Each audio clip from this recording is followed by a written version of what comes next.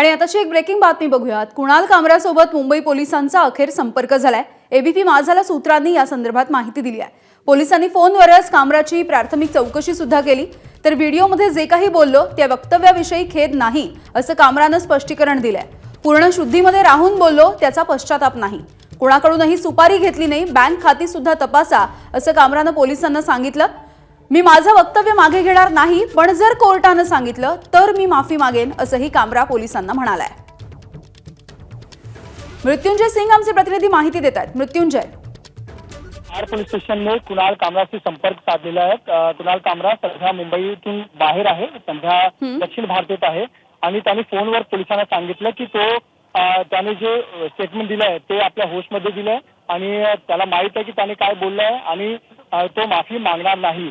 जर कोर्टाने सांगितलं तर तो माफी मागायला तयार आहे असं कुणाल कामराने सांगितलं। आणि कुणाल कामराने पोलिसांना हेही सांगितलं की हा कुठल्या प्रकारचा पैसे घेऊन वक्तव्य दिलेलं नाहीये। बँकेचा जे अकाउंट आहे तेही पोलीस तपासणी करू शकतात आणि हा जो शो आहे मी मराठीत नाही तर हिंदीमध्ये केलेले आहे। तर कुठल्याही प्रकारच्या पॉलिटिकल फायनान्स मला काही मिळालेलं नाहीये आणि मी आपल्या होस्टमध्ये हा जो कॉमेडी स्टँडअप कॉमेडी आहे ते केलेलं आहे आणि मी जे इन्व्हेस्टिगेशन आहे त्यामध्ये कॉपरेट करायला तयार आहे।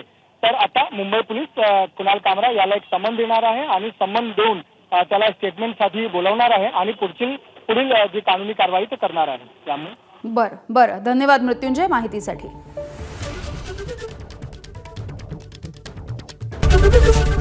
एबीपी माझा, उघडा डोळे बघा नीट।